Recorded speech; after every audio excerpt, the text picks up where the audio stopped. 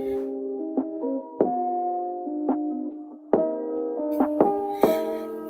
right.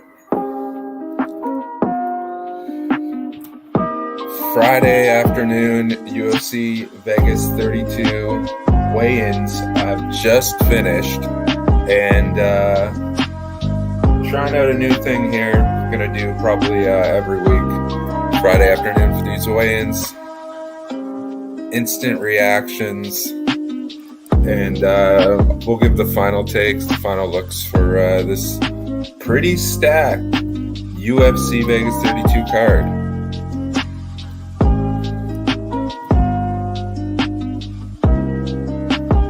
Of course, headlined Cory Sandhagen versus TJ Dillashaw, Bantamweight. Just a great Bantamweight fight. What's up, guys? So great Bantamweight fight is the headliner for UFC Vegas 32. Follow along pretty much every single social media platform. Combat Odds HQ on Twitter, on Instagram, on freaking TikTok. CombatOdds.ca for content for combat sports betting from every angle, and then for your best bets for not only for tomorrow's card, but also even for tonight's card. We have some BKFC tonight that we got a best bet out for. And another thing, if you like what you see here, if this is something that you would be into doing, the promo code StreamYard, this whole setup is set up by StreamYard. Good, just a really good beginner company for live streaming. And promo link at the bottom, $10 off, tinyurl.com, Combat Odds, HQSY. And support them, support us. So let's get right to it. So everybody made weight. We had to wait a little bit for Brendan Allen. He was the only one that wasn't in like the long parade of fighters that came out. So everyone looked good except for one fighter that I'll get to very shortly. But as far as the main event looked, every fighter looked good. Again, they all made weight. Leave your comments in the chat, and we'll get right to it. I have some general questions that I got on Patreon and from Twitter. So as always, I'll throw that up. And to start, obviously, biggest takeaways from the weigh-ins. My first biggest takeaway was I thought Sijara Eubanks looked super sucked out. She did not look in good shape. That was my initial reaction to that, as far as what stuck out the most. Beyond that, as far as the biggest takeaway, I guess having to, being able to just see that 5-inch differential in height between Sandhagen and Dillashaw is, it's pretty interesting. It's pretty interesting too. They're, Sandhagen 5 inches taller, but only has a 2-inch reach advantage. So, Dillashaw has quite a long reach for being such a relatively short guy. But beyond that, I don't know. It was pretty much business as usual. Like I said, the height differential between Sandhagen and Dillashaw stuck out quite a bit. And then, like I said, Sijara Eubanks, and she just did not look. She looked very sucked out. That was usually she just looks a bit fuller, and coming in at flyweight, that's pretty rough. So I'm going to just look at the tail of the tape in that fight, the second fight of the night. It says bantamweight on Tapology, but it's definitely a flyweight fight. Sarge and Elise Reed. Elise Reed making her UFC debut. Yeah, both coming in at 125 on the nose. Ciara Eubanks, 36 years old. Elise Reed, 28 years old. I'm telling you, this is an interesting spot. I like Elise Reed quite a bit here, to be honest. Like, do I think that Ciara Eubanks wins this fight? Yeah. Do I think that Elise Reed should be, 3-1 underdog? I don't think Ciara Eubanks should be minus 355 favorite to anybody in the UFC. You telling me that Elise Reed only has a 25% chance of winning this fight? I mean, it's not my strongest play of the night, obviously, but like after seeing how she looked on the scales there, that makes me even more.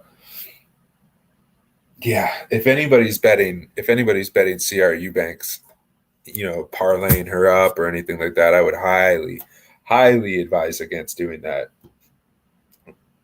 Biggest favorite on the card here. She's 8-8 as an MMA fighter.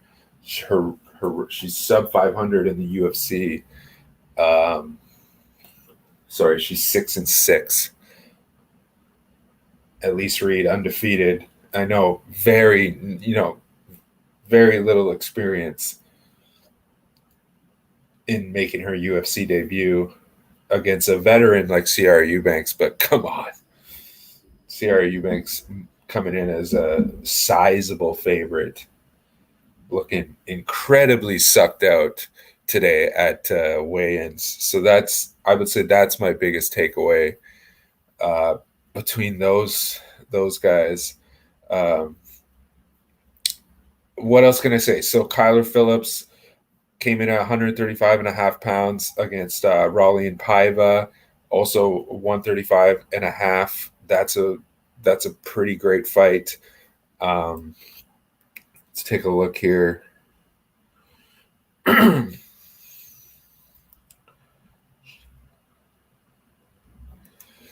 Okay, so Kyler Phillips 3-0 in the UFC, 2 wins by decision. Paiva, he's got 1 stoppage victory to his name in the UFC. He's got 1 stoppage loss. He's gone the distance in half of his fights. 2 of them have gone decision. 2 of them ended in stoppage. This is a pretty interesting one in this co-main event. I like Kyler Phillips here, but I feel like you definitely have to parlay him up if you're going to be betting him in this spot. So you got to be very selective with what you're going to pair him up with. Yeah, I like Kyler Phillips here. As far as the total goes, I would lean. It's kind of hard because Paiva's shown his ability to finish fights and has been finished himself. Kyler Phillips, undefeated and 2 wins by decision, but has also a stoppage win to his name as well. So that's pretty interesting. I would lean that the fight goes the distance in this one. You could probably make a case for betting Kyler Phillips by decision, which, let's see here. What would that be?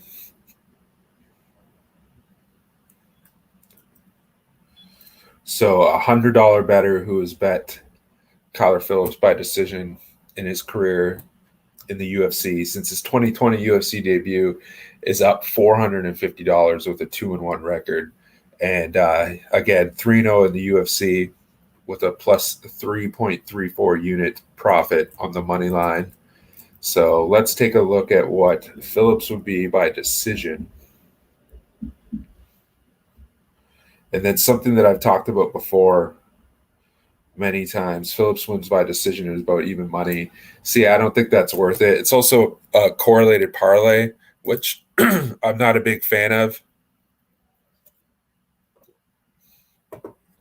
It's also a correlated parlay, which I'm not a big fan of, which I've talked about before. If you're betting somebody by decision and they win the fight by stoppage, you're kind of getting middled, and I really don't like doing that. So something I would much prefer to do in this type of situation is to just bet Phillips on the money line in a positive EV parlay, meaning laying 2 units on it. So you got to win both your bets, or not necessarily betting, or not necessarily wagering 2 units, but just if one of your units is if one of your picks is a 1% pick and one of your picks is another 1% pick, you should bet 2% because you're combining. It's a combo bet, not necessarily a parlay. And again, you got to be very selective with that. You'll rarely see me betting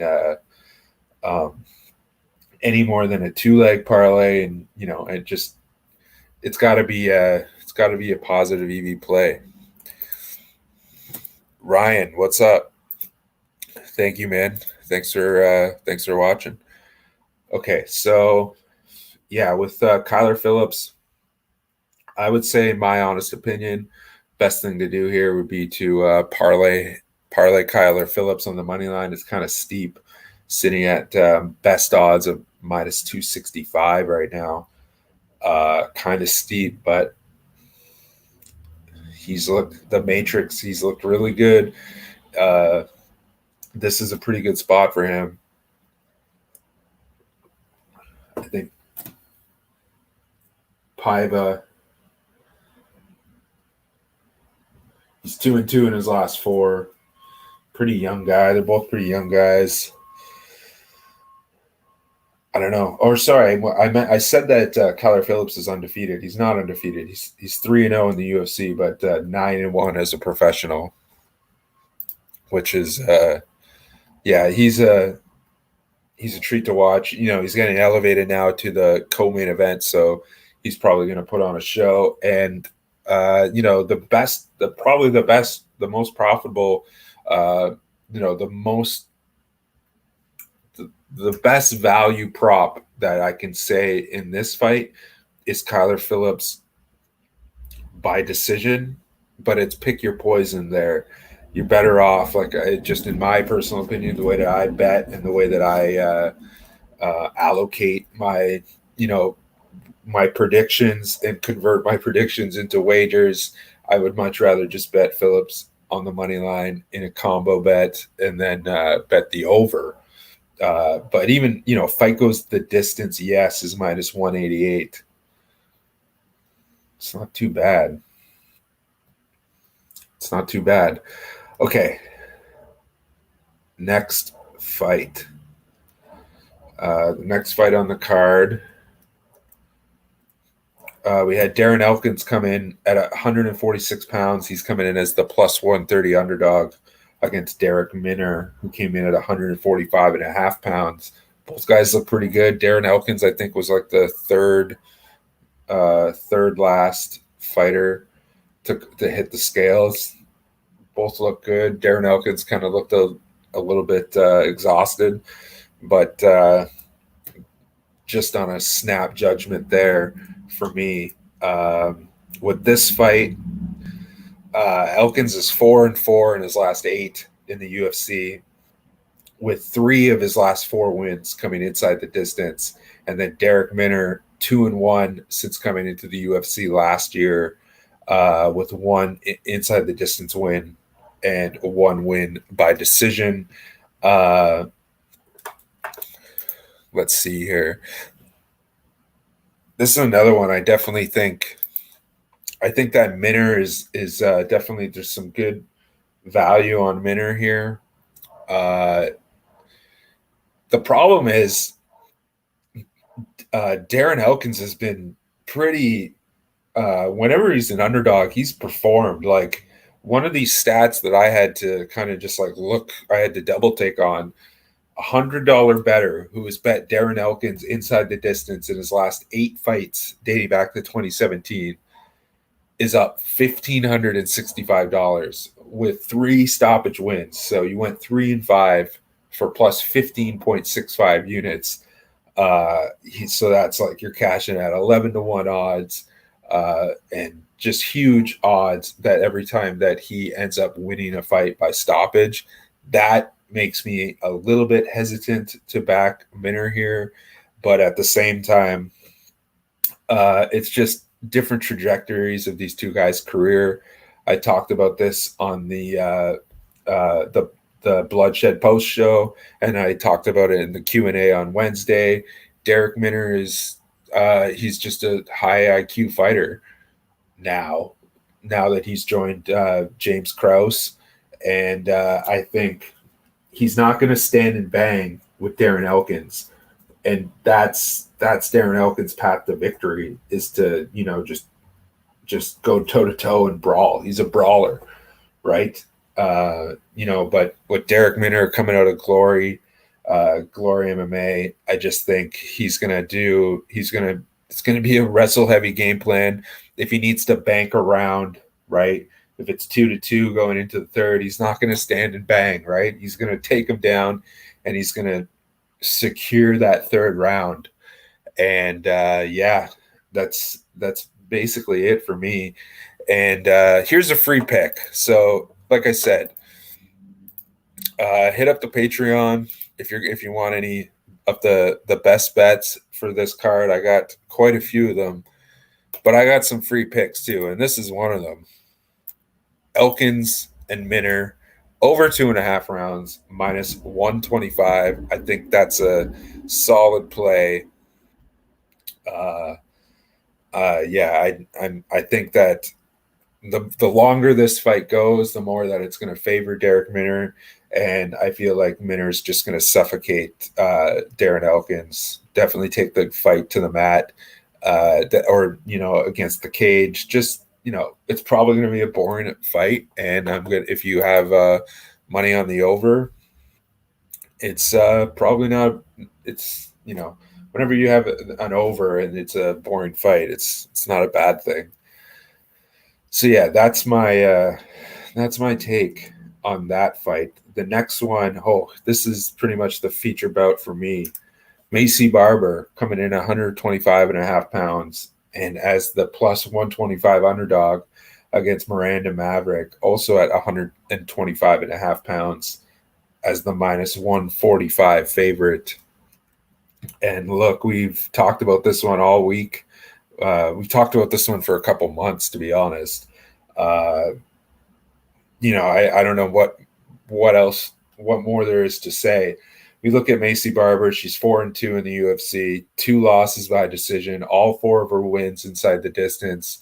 But both times that she's lost by decision, you've cashed at, big multiple unit, cashed at big 3-1 and 4-1 odds on Barber, on Modafferi by decision and Grasso by decision, even including the 4 losses, you're still super profitable. And Maycee Barber, look, inside the distance, she's 4-2, all 4 of her wins. She's got 100% stoppage rate with all 4 of her wins coming inside the distance in the UFC. But she's going against Miranda Maverick, who is 2-0 in the UFC, but 1 stoppage, 1 decision, and this girl is I think I said this a couple of times and I got some flack for it in the comments, but Miranda Maverick is on another level than Maycee Barber. Maycee Barber is, I don't know what it is. I know that she's moved to another camp. There's news about that. So she'll probably have a new wrinkle to her game, hopefully for her. But based on what we've seen, Miranda Maverick is a solid look here. And the difference is, and I've had to just talk this one out a couple times, because I don't think that Maverick is going to be able to get a stoppage. A lot of the time in these flyweight fights, I'll I'll always you'll be hard pressed to find a women's flyweight fight that I'm not gonna bet the under on. The under in these flyweight fights, not as much as strawweight, but the under in these flyweight fights, especially these the ones between ranked fighters. Um, Not that this one is, but tons of value. 20 and 33 to the under in the women's flyweight division for just under 4 units over the last year and a half since 2020. 37.7% on the under in the women's flyweight division.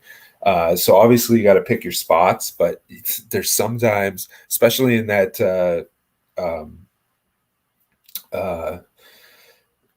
the other women's fight that we'll get to, you're looking at plus 300 on an under, and these fights, it's not bantamweight, right? In bantamweight, we've seen a crazy trend towards the over. We're only like that Miesha Tate fight was like only the second fight in the women's bantamweight division to not go the distance in like a year and a half, or to not go over the total. I don't know necessarily about going the distance, but anyways, the value is on the under in a lot of these flyweight bouts in this division, just because some of these girls have the ability to stop their opponents, and the market thinks that it's a women's fight, it's going to for sure go the distance. But anyways, Maycee Barber's super tough. That's the one thing that I can't take away from her, apart from her spinning wheel kicks that are going to miss by 10 feet, and her shadow boxing against Alexa Grasso from 10 feet away and stuff like that. She's still super tough, and I don't think that Maverick is going to be able to stop her, but I wouldn't be surprised, and I'm very confident that she wins this fight. All right.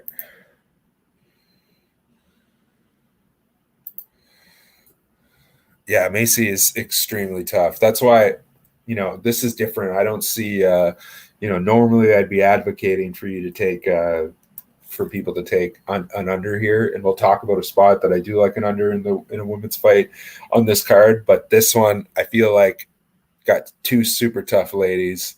So yeah, I would steer clear of even the over, because honestly, like I said, Barber, all four Barber's wins are inside the distance. This is another type of one of those fights where the longer it goes, the more it's going to favor Maverick. Barber's got to go out there and kind of just blow through her, go basically what got her to the dance the first few times that she showed up. She's got to go back to that just aggressive style. Yeah, I don't see the finish. Ryan Ramstack, thank you, man. Appreciate it. Okay, let's move on to another fight. Mickey Gall comes in at 169.5 pounds, plus 150 underdog against Jordan Williams, 170.5, minus 170 favorite. Not super excited about this one. I will say this: I do like. Here's another free pick, just a 1% play. I do like Gall Williams over 2.5 rounds at just about even money. I got it at minus 102, but you could probably get it at even money at some books. Yeah, I don't see either of these guys getting a stoppage. And because of that, I feel like this fight's a lot closer than the odds indicate.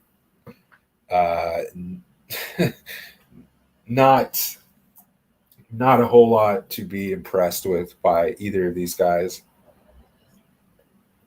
As far as, comparing them to elite level welterweights. Excuse the streetcar noise, if you can hear that. Streetcar talking to us. So yeah, Gall is 2-3 in his last 5.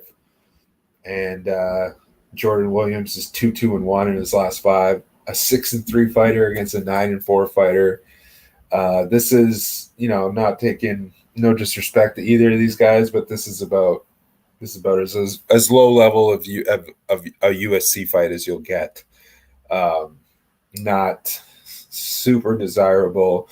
But yeah, I will say this, man, Mickey Gall. I don't know if he should be that big of an underdog. I feel like this fight is a lot closer. I'm thinking, if this fight, kind of a coin flip price for this fight to go over the betting total. The market thinks it's, a 50% proposition for it to go over the betting total. And then, most of the time when the market is expecting a fight like this to go the distance and there's such a huge separation in the odds when, Jordan Williams is a 9-4 fighter. It's not like he's going to be able to put on a clinic, right? Like he hasn't shown anything like I can't see him pitching a shutout, right? He's got vulnerabilities. And if he's got vulnerabilities and there's a good enough chance, 50% chance based on the odds that this fight goes the distance, based on that, I do see a little bit of value on Mickey Gall. Plus 165. Might have just talked myself into a pick. All right, so Mickey Gall plus 165 and over 2.5 rounds minus 102. Chalk that up to 1% plays, free picks. And if you want, hit up for all my best bets for UFC Vegas 32. I give out a bunch of free picks. I'm going to post them later on this afternoon. The best bets will always be out with the free picks on combatodds.ca. But, my Patreon is $5 US a month. It's $5 Canadian a month. So it's $4.50 US a month. And I got like 9 best bets for this fight. My record's at the bottom. And you're just supporting us. You're supporting the effort here. So, but I do give out, I'm going to have, if I have 9 best bets, I probably got about 10 free picks. So yeah, hit that up. I'll be there it'll be there probably later this afternoon with the betting trends for UFC Vegas 32. And another thing that we'll talk about very briefly, we got some BKFC tonight, and there's one spot that I really like, and I got a question about that in the Patreon. But anyways, we'll move on to biggest takeaways. We'll continue the next fight. This is a good one, man. Punahele Soriano against Brendan Allen. You got to mention Brendan Allen came in as like the last the fighter to hit the scales, 185.5 pounds. It's not like he came in at 186, so it's kind of interesting. I don't know if he was literally just late to getting there. Middleweight bout. It's as simple as this. I think Soriano's a better fighter here. You got to pick your spots. Even you got to pick your spots on what you're going to research. I left this one out of what I was going to like dive deep into. Just on a surface level, I think Punahele Soriano is the better fighter. He's got more paths to victory. He's got more tools than Brendan Allen. And I think, you're getting minus 120. I think that this is like the opposite, where I'll always say, like, I think the odds are a lot closer than what the line is indicating. I think this is different. I think the separation between these two fighters is a lot bigger than the line is indicating. It's basically a pick'em fight, depending where you're getting the odds from. But yeah, I like Soriano. And then this is another one. Market expects this one to finish quickly. Over 1.5 rounds is minus 118. Under 1.5 rounds, sitting at plus 115. So market, the line is set that the market thinks that. Not necessarily that this is going to be a quick one, but it's not lined at 2.5 rounds. It's lined at 1.5 rounds. I just remember Soriano blowing through Todorovic. That was super impressive. just a little bit of live handicapping here. Looking at that was a first round victory. And then, Brendan Allen, his last fight was that fight against, his last loss was that fight against Sean Strickland, where he just pieced him up. Strickland just pieced him up. Yeah, honestly, not super confident. Just based on just a gut call, and based on the numbers here. Middleweights, not my favorite division, but in these coin flip fights, the favorite, it's sided a little bit, 60% to the favorite in these coin flip fights, with a favorite of -150 or better in the past 17 months, 18-12 for just under 2 units profit on the coin flip favorite at middleweight. Again, like I said, I can't really explain it any further besides the odds. There's more of a separation between these two fighters than what the odds indicate, at least in my opinion. I think there's decent enough value on Soriano, but I'm not overly confident, but I'm confident enough to, bet a small wager, but this is not a best bet by any means for me. Okay. Next one, Ian Heinisch. I do like this one. Another middleweight fight. Ian Heinisch coming in at 185.5 pounds, -155 against Nassourdine Imavov, also at 185.5 pounds, plus 135. This one I broke down. Heinisch is 8-4 in his last 12 fights, going back to his LFA debut. And then Imavov, I believe, is 1-1 in the UFC. He's got one decision loss. And then Heinisch, 2 wins by decision in the UFC since his 2018 Dana White Contender Series debut. 2 wins by decision. 5 of his 7 fights have gone the distance. Heinisch. And for me here, I like Ian Heinisch. I got him at -150. I don't like him at -155. I wouldn't say that he would be something that I would use in a parlay. I like him just as a small 1% wager. Besides that, I do think that the over 2.5 rounds in this fight is a good look. It's kind of steep, but probably a decent parlay piece. I do think that this fight goes the distance. It's kind of a style clash. You got -220 best odds on the over 2.5 rounds. Fight goes the distance, yes. I see -160 on FanDuel. I'm in Canada. I can't bet on FanDuel. But if I could get -160 on Fight Goes the Distance, yes, that would be a best bet for me. But yeah, I do like the over quite a bit in this fight. Okay, next one. This is it. This is the people's main event, man. Adrian Yanez against Randy Costa. Yanez came in at 135.5 pounds. Costa at 135. This is a great fight. I'm super, super excited about. I'm super excited about this one. I'm just going to go back, Ryan. Gall was beating Perry on the feet. I think Gall might take this one. Yeah, I haven't seen anything to be overly impressed with Jordan Williams. Obviously, I haven't seen anything to be overly impressed with Mickey Gall. But like I said, I kind of let the numbers. I pick my spots and where I want to do my research and where I want to find the best bet on. And this is, kind of one where it's more you're looking at it from the surface, and you kind of just let the numbers do the handicapping for you. This fight, the market kind of 50-50 proposition that this fight goes over 2.5 rounds.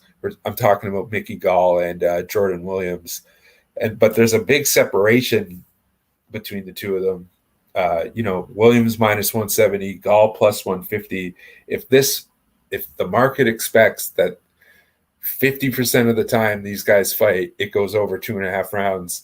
I can't see a situation where Jordan Williams just pitches a 3-0 shutout. He's going to have vulnerabilities. Mickey Gall, not the best. Not like I said, this is as low level of a UFC fight you probably get. But I think that the odds are. I think that this fight's a lot closer than the odds indicate. Might as well take a shot at Mickey Gall. I'm always, another benefit of the Patreon is that I have like my stakes showing, what bets I'm super confident on and what bets are more value plays. You should always have more staked in the bets that you're confident on and less staked on the bets that are more value plays, right? Like a full unit play on a play that you're confident on, and like a 1% less than half a unit, a fourth of a unit on a play like this, like Mickey Gall. But yeah, I do like Mickey Gall here. Yanez and Costa. This is my pick for probably fight of the night. This is going to be a great one. I'm super excited. Yanez 3-0 in the octagon since his Dana White's Contender Series debut back last year. Randy Costa 2-1 in the UFC, 2 wins inside the distance. Clash of styles in the best way here, where Costa's just a wild man, comes out, got looping shots, rushes in, just unorthodox. He's a wild man. Yanez is a precision striker. He's got a wrinkle of kickboxing and grappling to his game, but overall, this guy's just a God-given, ultra-talented boxer. I can't get over just how good this guy is with setting up combinations, range management, everything. He's just a treat. This guy is unbelievable. And I feel like this is one. Yanez, Costa, the total is sitting at 1.5 rounds. I'll say this. I don't think this fight goes the distance. Fight goes the distance, no, at like minus 210 between these two guys. Probably a decent parlay spot, in my opinion. Yanez has taken some pretty serious money. He was like the minus 180 favorite a couple days ago. Now he's minus 225. But yeah. So money has come in. Money has come in on the under. Because I saw this under sitting at like minus 150 over 1.5 rounds, and under 1.5 rounds is at plus 145. Now, over 1.5 rounds is minus 125. Under 1.5 rounds, plus 105. So that's interesting. Some steam has come in on that under. Fight goes the distance, no, is now lined at minus 250. That's a parlay piece for me. I'm fairly confident that someone's getting stopped in this one. And this is just how I break it down. I wrote about this with Fansided this week. You could link to that on combatodds.ca. It just comes down to this. If Costa comes rushing in on Yanez, he's just a precision striker. He's going to be able to, use he's going to be able to use Costa's movement against him. And the thing about Yanez is he needs that. He needs his opponent to bring the pressure. That's a part of his MO. And I feel like this is just a tailor-made fight for Yanez to be able to get himself a highlight reel knockout, to be honest, because taking nothing away from Randy Costa, he's got nothing on Adrian Yanez when it comes to just his overall striking mechanics, striking skill. Yanez is, like I said, he's got God-given talent when it comes to his boxing. Costa's super tough. He's got hands of stone, but the problem is he's coming in with those looping shots where Yanez is every single shot that he throws is just a precision, super efficient and super effective.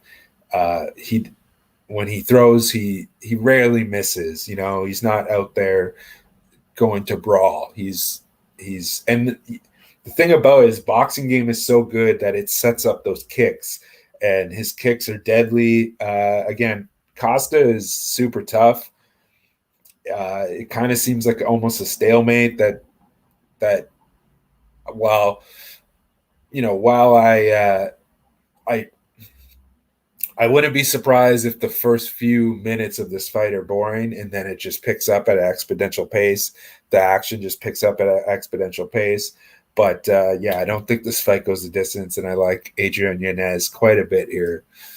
Next fight, Julio Arce against Andre Ewell.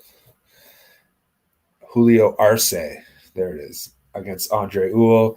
Arce comes in 135 and a half pounds. Ewell comes in at 135 pounds. Arce, the minus 190 favorite against Andre Ewell. And I broke this one down pretty extensively. Andre Ewell, 5-3 in his last 8 fights since his CES debut in 2018. And Arce, he's got 3 wins by stoppage in the UFC. For some reason, I can't see what his UFC record is. 3 wins by stoppage in the UFC. He's lost twice by decision in the UFC since his 2017 Dana White Contender Series debut. Ewell has 4 of his 7 wins. 4 of his 7 UFC fights were winning by decision. He's gone over the betting total of 6 in 6 of his 7 fights. The fight has gone the distance in 5 of his 7 UFC fights. I like Andre Ewell here. I think that there's some good value on Andre Ewell. Plus 175, I got him at. That's a free pick.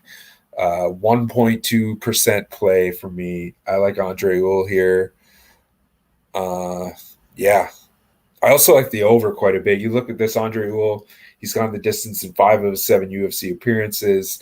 Arce has lost by decision in 2 of his 6 octagon appearances. You're looking at the over 2.5 rounds, probably a decent parlay piece. Probably sitting at somewhere in the mid minus 200, minus 195. I like that a lot. I feel like this is a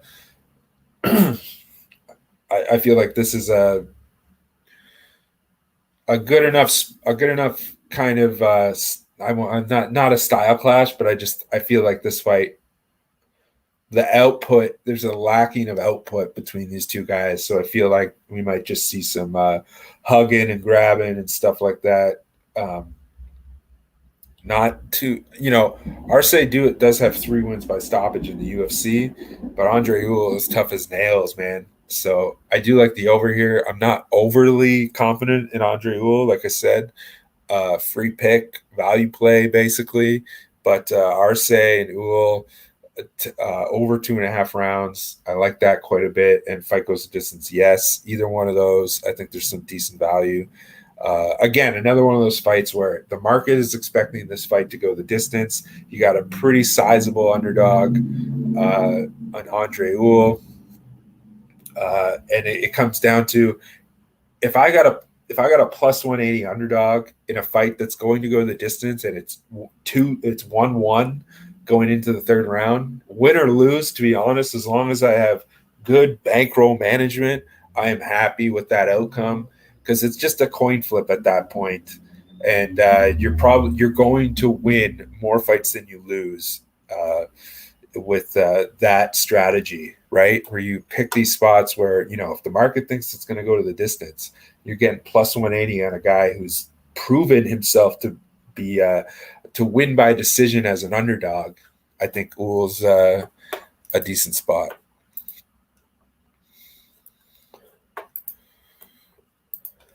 Okay, next fight.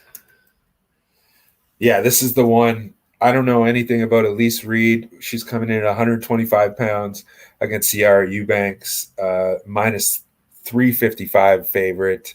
That's a little bit ridiculous. I do see something that I'm just thinking about. It says on Wikipedia, women's bantamweight fight. It's obviously a women's flyweight fight. I just got to check. Ciara Eubanks is normally a bantamweight, so she's cut down further, right? That I'm just thinking about that. Trying to see how many times she's fought at flyweight in her career.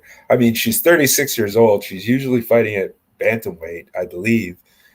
And now she decides to cut 10 pounds less. That seems a little bit odd to me. And she did not look good. She looked sucked out. She looked lean. Let's look here. So Penny Kianzad was her last loss. That was at bantamweight as a minus 145 favorite. Ketlin Vieira as an underdog, also at bantamweight. Juliana Vela, she won that fight as a plus 230 underdog, also at bantamweight. Okay, let's just see. Has she ever fought at flyweight before? Aspen Ladd lost bantamweight. Roxanne Modafferi, flyweight. Okay, so the last time that she fought at flyweight was in 2018, 3 years ago. She was 33 years old then.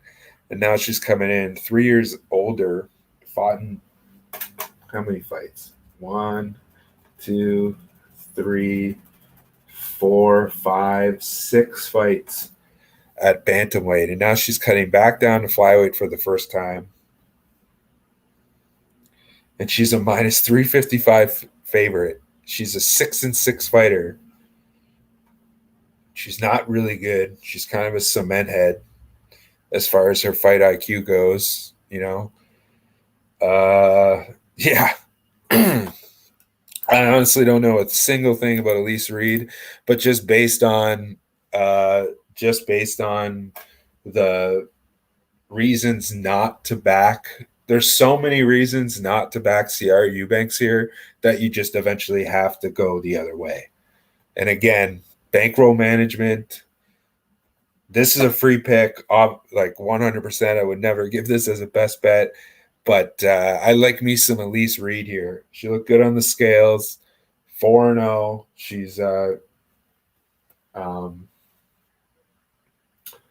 She's former champion in the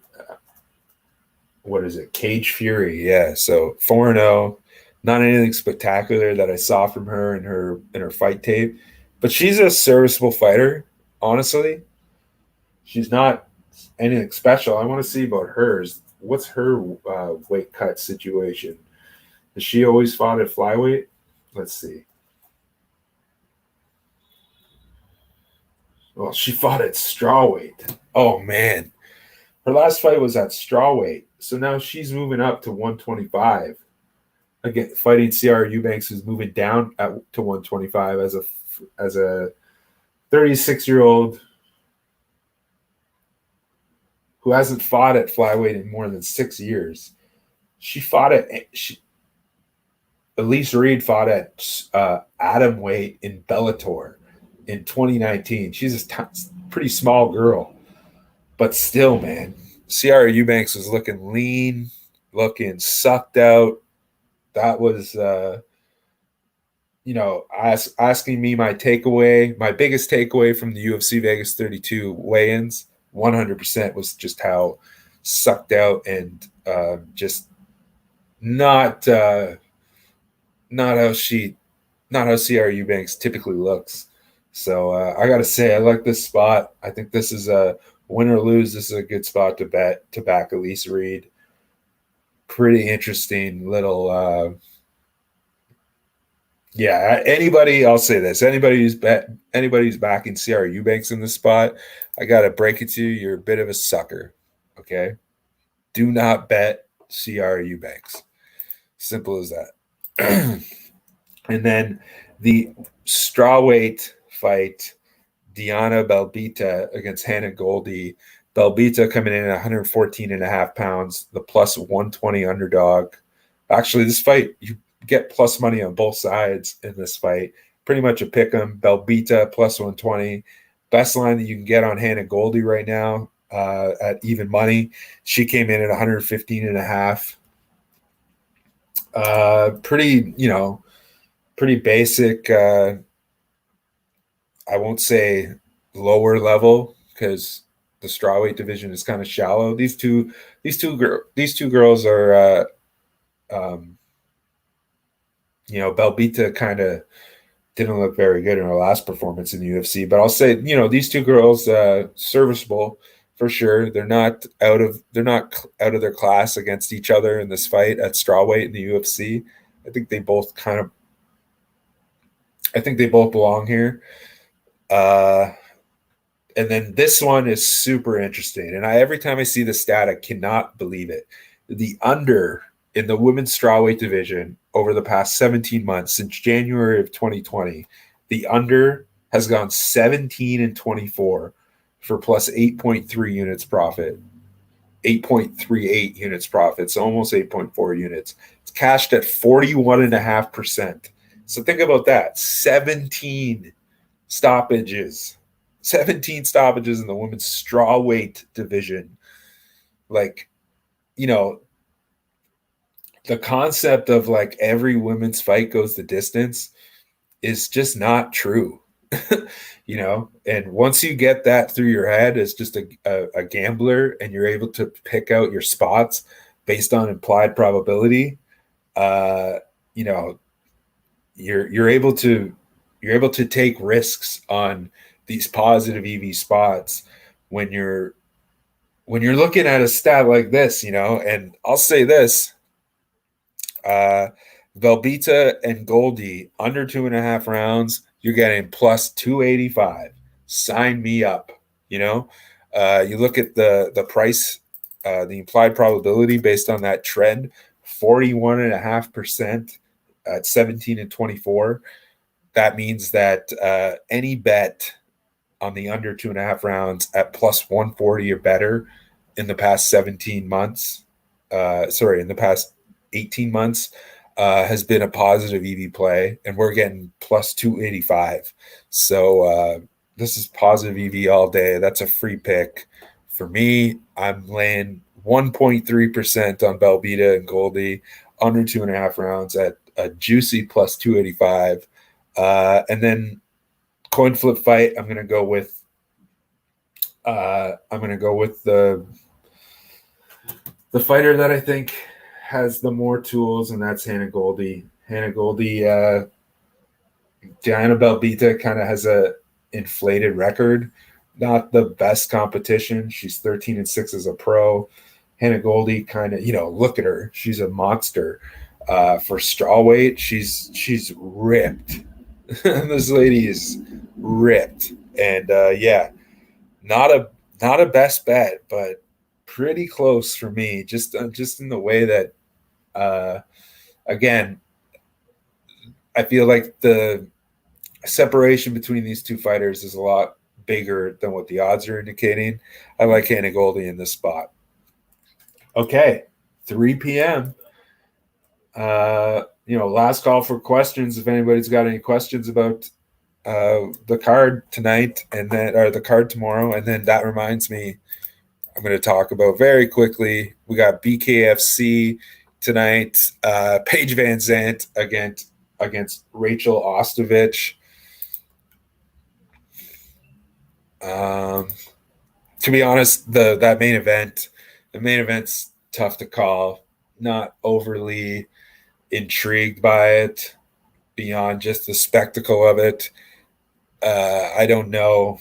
I don't think either of these girls are good enough to be boxing at a professional level. They're both MMA fighters that have converted to boxing. When it comes to just their overall striking ability, I think Paige Van Zandt's probably a little bit better. Rachel Ostovich is a serviceable fighter, but as far as a boxer, I don't know. And it's her first. I think it's her first fight in this promotion. Paige Van Zandt's already kind of gotten through that against Britain Hart, which I'll talk about in 1 second. But yeah, if you're asking me to make a prediction, I got some questions about that on the Patreon. I got to say, total pass for me in this main event at BKFC. Just not. I'm not intrigued. Not intrigued by it from a gambling perspective, really whatsoever. But I will say this: Britain Hart, got to take Britain Hart. She's really, really good. And against Jenny Savage, who's a BJJ black belt fighting in bare knuckle boxing, I think she might be a little bit of a class. Some steam has come in on Britain Hart now.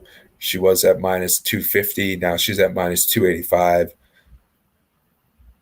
Decent parlay spot, but that may have been priced out now. And yeah, I do like Britain Hart though. I feel like she's easily going to win this fight. She's definitely. I think Britain Hart's like in a class of her own when it comes to BKFC and just her weight class, 130, bantamweight. Yeah, but beyond that, honestly, like I said, Combat Odds HQ. Obviously, we're going to be up on Bleed's YouTube channel right after UFC Vegas 32 is over. The best bets will be on combatodds.ca in a couple hours with all the free picks. It'll be a full rundown of everything that I just said here. You got the best bets, $5 Canadian a month at Patreon. I got like 9 best bets for tomorrow's card, as well as the BKFC best bet. And we're looking ahead. We got stuff for UFC Vegas 33. We got stuff for UFC 265. We got stuff for some freak show boxing that's coming up. It's going to be a good one. We're looking ahead, just always looking ahead. And then, we're looking ahead into these spots. You don't have to do the work. I got you. Some of these times you might be able to get plus money and the fight closes with plus money on the other side.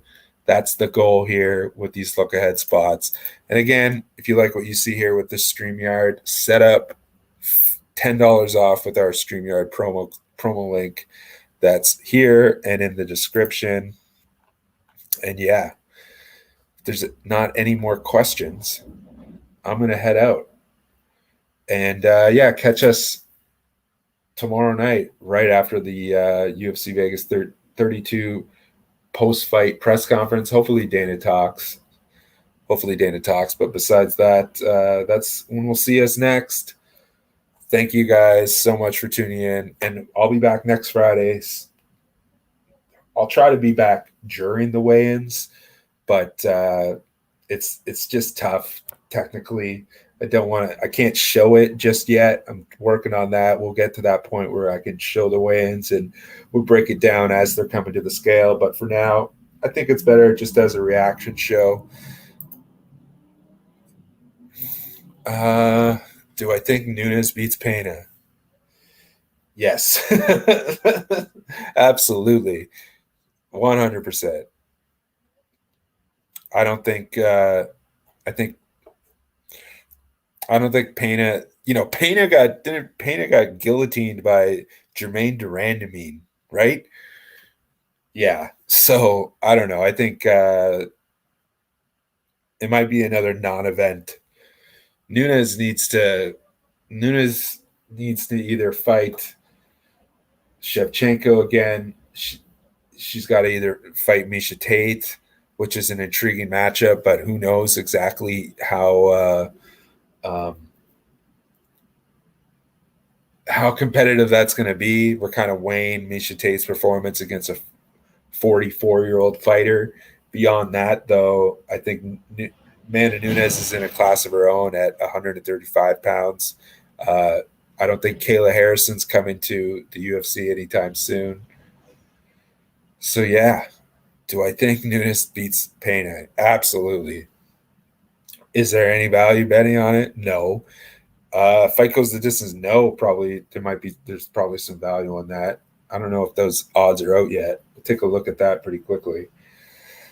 Thanks for the question, BP. Let's take a look at that before we get out of here. I have all the odds for the entire UFC 265 card on combatodds.ca. Couple good spots here. I see a man minus 750 favorite. Under 1.5 rounds is at minus 145. Fight goes the distance, no, minus 560. So yeah, there's no value there. Fight won't start round 2, plus 172. That's pretty interesting. Fight starts round 2, no, plus 172. That's a good one.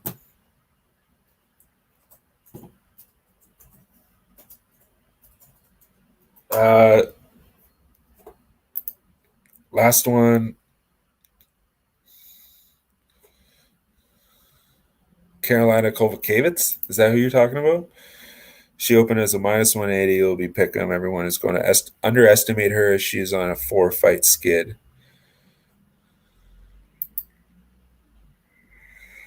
Elaborate, brother.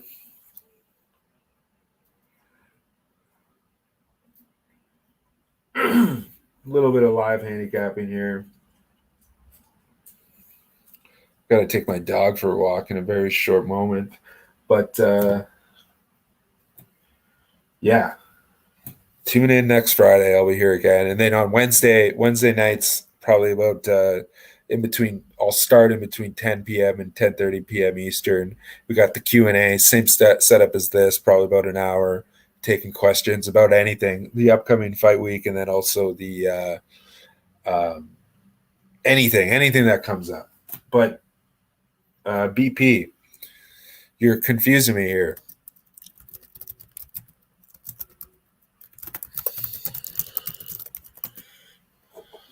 Let me just verify this before I get out of here. Just want to make sure I'm not forgetting something.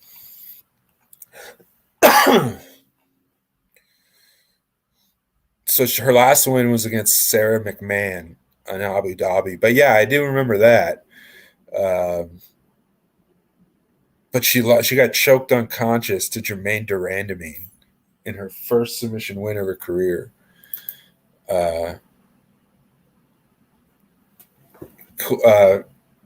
Kovacevic is on this card, though. Correct? Oh, Jessica Penne. Oh, okay. I'm sorry, BP. My bad. I got Pena mixed up with Penne. My bad, brother. Carolina Kovacevic to beat Jessica Penne. Honestly, I haven't broke. That's a pick'em fight. So some steam has come in on Jessica Penne. That's interesting. I also saw a fight that got added. They'll probably announce it tomorrow officially, but a fight that got added to this card. Rafael Fiziev against Bobby Green. And pretty funny, Fiziev opened as a minus 145 favorite. And as soon as the line came out, he got hammered. And he's now sitting at like minus 370. So the fun has stopped with the Rafael Fiziev train. And so, yeah, BP, Carolina Kovacevic opened as a minus 180 favorite. It will be a pick'em. Everyone going to underestimate her as she is on a 4-fight losing skid. Jessica Penne. Let me just break this down live on the air here. Yeah, Kovacevic not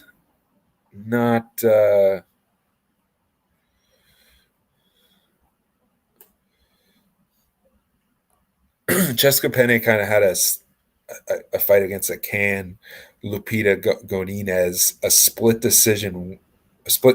Both these girls are coming off. Kovacevic has lost 4 in a row, and Jessica Penne has lost 3 of her last 4. And her win against Lupita Godinez was, who I've never heard of before, sounds like a debutante split decision win. So this is classic loser leaves town, right? To be honest. Okay. So yeah, last call for questions. I'm going to try to wrap her up here. But yeah, honestly, this card tomorrow, probably the best TV card of 2021.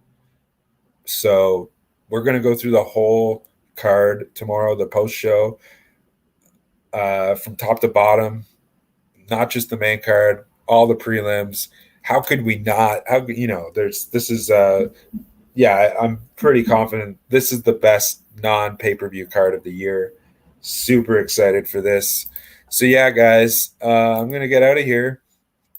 Thanks a lot for tuning in. Again, Combat Odds HQ at every social media outlet, Twitter, Instagram, even on freaking TikTok.